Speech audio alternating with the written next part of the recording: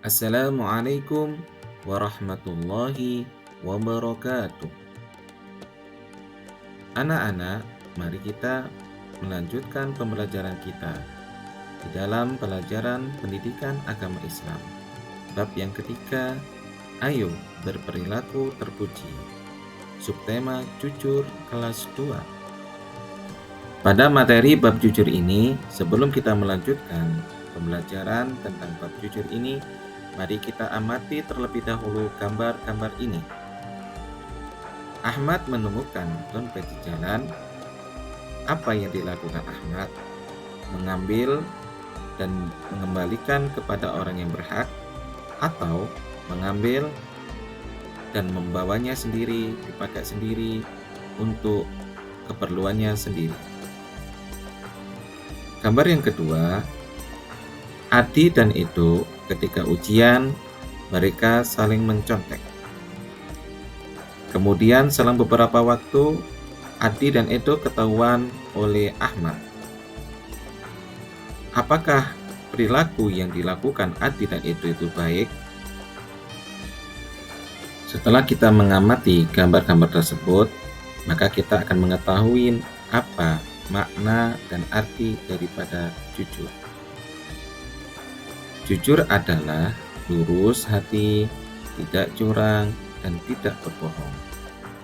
Anak yang berakhlak terpuji akan Allah Subhanahu wa Ta'ala sayangi.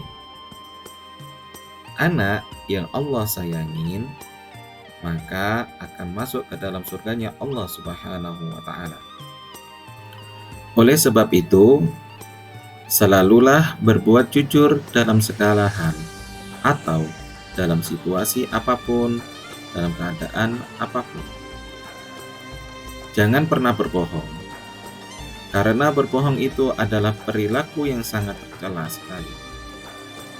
Kalian tidak akan dipercaya orang lain. Anak yang berbohong akan mendapatkan dosa, dan kelak mereka akan masuk neraka. Setelah kita mengetahui makna dan arti daripada berbuat jujur kepada sesama, maka di sini ada beberapa contoh berkata jujur kepada sesama, antara lain mengembalikan uang kembalian kepada ibu, mengerjakan soal tanpa mencontek, berbicara yang sebenarnya, mengembalikan uang atau barang yang ditemukan kepada pemiliknya. Setelah kita mengetahui beberapa contoh-contoh daripada berbuat dan berkata jujur dalam kehidupan sehari-hari kita, maka di sini ada beberapa cara berbuat dan berkata jujur kepada sesama di dalam kehidupan sehari-hari kita. Antara lain, ketika kita disuruh orang tua untuk membeli barang, setelah itu ada kembalian uang, maka kembalikan uang tersebut kepada orang tua. Cara berbuat dan berkata jujur kepada sesama di dalam kehidupan sehari-hari kita. Yang selanjutnya adalah ketika diadakan ujian di sekolah, maka hendaklah kita mengerjakan soal tersebut dengan jujur, tanpa menyontek teman ataupun membuka buku. Dengan langkah-langkah tersebut mendapatkan nilai yang terbaik. Ini adalah perbuatan yang sangat salah, karena ketika kita menginginkan nilai yang bagus, maka hendaklah kita belajar dan rajin, dan tekun, mengulang pelajaran di rumah, sehingga kita akan mendapatkan ilmu yang bermanfaat di dunia dan di akhirat. Cara berbuat dan berkata jujur selanjutnya adalah berbicara sebenarnya tanpa berbohong.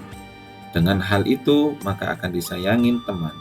Dan banyak teman yang ingin bermain sama anak yang jujur, dan anak jujur akan disayangin dan dihormatin dimanapun mereka berada. Cara berbuat dan berkata jujur selanjutnya adalah ketika kita menemukan barang yang ada di jalan ataupun dimanapun, maka hendaklah kita mengembalikan barang yang ditemukan kepada orang yang berhak daripada barang tersebut. Setelah kita mengetahui makna dan arti daripada jujur, contoh-contoh daripada berbuat dan berkata jujur, dan cara berbuat dan berkata jujur, maka di sini yang terakhir adalah hikmah daripada berkata dan berbuat jujur. Antara lain, satu, kejujuran yaitu bisa menjadi jalan pembuka untuk masuk surga. Yang kedua, orang lain akan lebih mudah menaruh kepercayaan dan simpati yang tinggi pada siapa saja yang menjunjung tinggi kejujuran. Yang ketiga, dengan jujur dapat memperoleh derajat yang tinggi.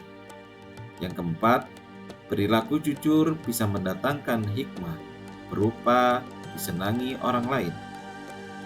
Yang kelima, orang yang jujur akan mudah bergaul dan mendapatkan lingkungan pertemanan yang sangat solid. Yang keenam, orang yang jujur akan diridhai Allah Subhanahu wa taala, disayangin oleh baginda besar Muhammad sallallahu alaihi wasallam, dan orang yang jujur akan diampuni dosa-dosanya. Alhamdulillah telah berakhir pembelajaran kita di bab jujur ini. Semoga apa yang ada di materi ini membawakan keberkahan buat kita semuanya, dan kita semuanya mendapatkan ilmu yang bermanfaat di dunia dan di akhirat. Kurang lebihnya daripada saya, mohon maaf yang sebesar-besarnya. Wabillahi taufiq wal hidayah. Assalamualaikum warahmatullahi wabarakatuh. Semoga bermanfaat dan terima kasih.